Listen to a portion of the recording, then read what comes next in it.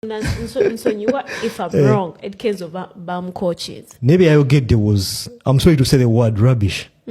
Like ndowooza ya kitonyo ogamba nti mukulembeze wa kibiina kirambe ekyabayimbi ng'alowooza ng'omwana wa kindergarten. It's very dangerous to the musicians and to the people in Uganda. Singa mbadde muyimbi enkya mbadde ngenda kulaunchinga coup. Kenzo. If you've seen, I would have launched a coup. You can't dig me about Ugandan musicians. They are yes men. Exactly. Banonya sente that now they have become so desperate. Alowooza.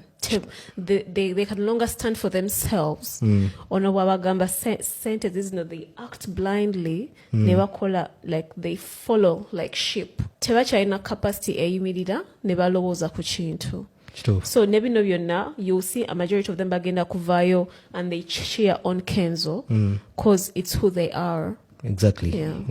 Owokubiri yewa telecoms tuba supporting ne music waffe abantu okuba nti badownloadinga bakola biki bebasinga okusasula omusolo abo. Oli akyayogera nti telecom companies are all foreign companies. So ye Kenzo mbongo we takiraba nti it's a big problem okuba ntuli mu Uganda. And we are supporting foreign investors. Exactly.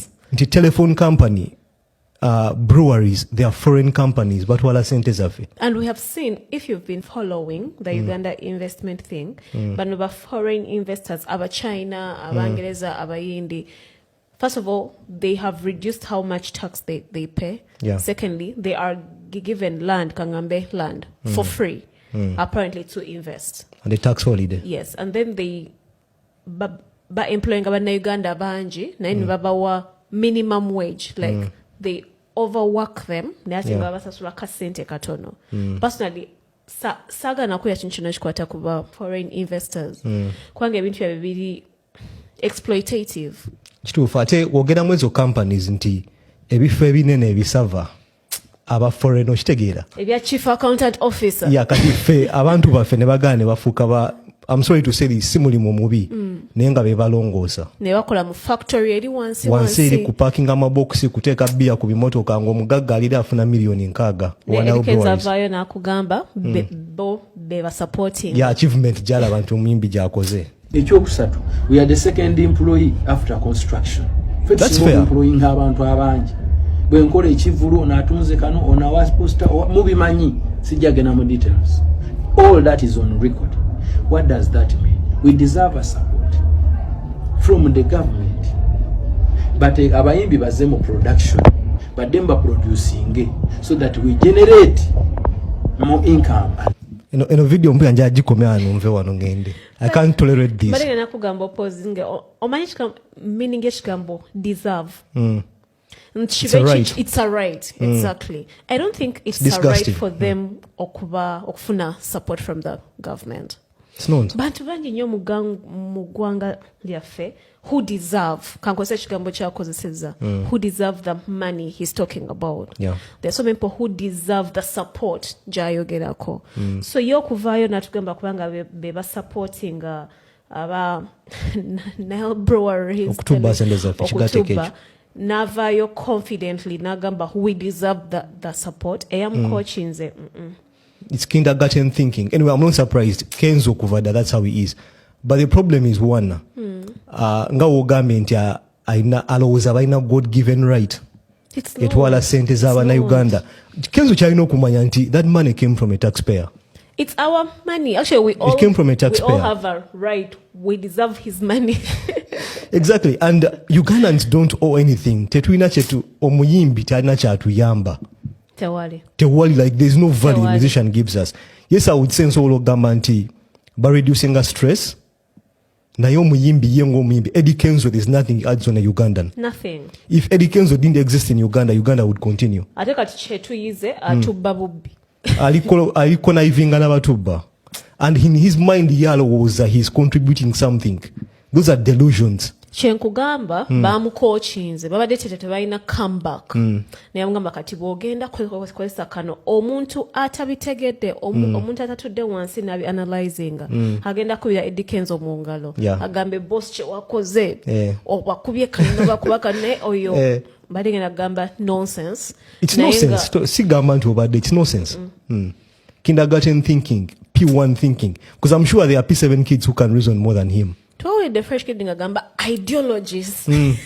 There are kids who can reason more than this guy. Okulowooza nti ye as a musician Eddie Kenzo Musuza, a small speck in Uganda is more important than 50 million Ugandans. All that the musicians under the UNMF never tugamba bonna twogeza amazima percentage contribution je batuwa fenga na Uganda ntono nnyo tosobola kungamba nti okutukubira omuziki tuyinza okukera n'okumakya ne tutandika okubakuba omuziki. No, chenjagala omuntu yenna atulaba ajemwe no video. We do not need musicians in Uganda. Yes, we might want them for a brief period. That's the right word. We want them, but we don't need them. We can do without them. Exactly. My life would continue singa Kenzo teyali mu Uganda. Taxi. Okitegera ne tugatta ku economy. Onfuna bulungi. Ekyokulala kibadde kyaki kya kuvaayo nagamba beggars what ekintu ekyo yandikikomeza.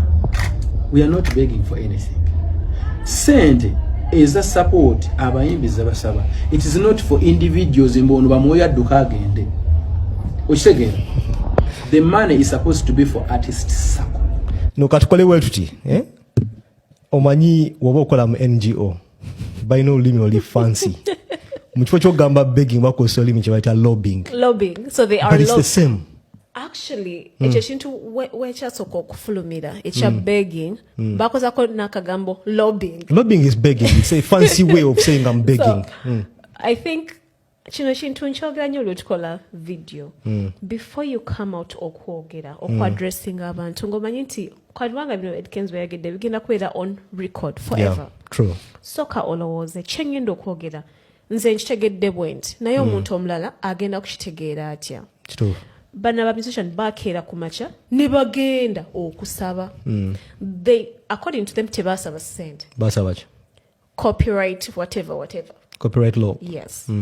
But so bwaba tugamba sako manya sako so bagenda okusaba copyright law baba wamu sako okitegera kati nze ng'omuntu wa bulijjo bwenkitegeera kituufu kati ye bwavaayo ate olaba video ya Bobi Wine agitandika nga agamba omuyimbi teyeetaaga kumuwa sente. It's like teach me how to fish and I will survive forever but give me a fish and I will die tomorrow. True. Njigiriza okuvuba obulamu bwange bujja bawuli set naye mpa ekyennyanja ngenda kukirya enkyanfe enjala.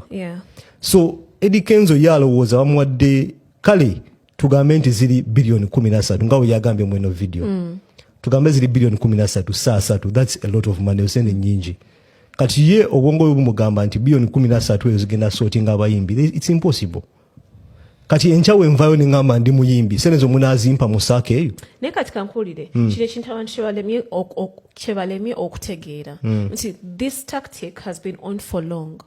Buli muntu agenda ku government. Oh God, I hate talking about the government. You can't avoid it. You're Uganda. It's our full-time job. Mulimo bafuguli full-time. Omuntu wakera kumachana agenda okusaba twogeza amazima okusabiriza mu government baba wa enticement. Abasawo bavayo okustrikinga ne babawa money ne bachita tetudanga mu yabasawo bwe bastrikinga naye ngamba omwana wange wanakera ku machanga ali musawo ezo sente zigenda kumuyamba. Tesobola.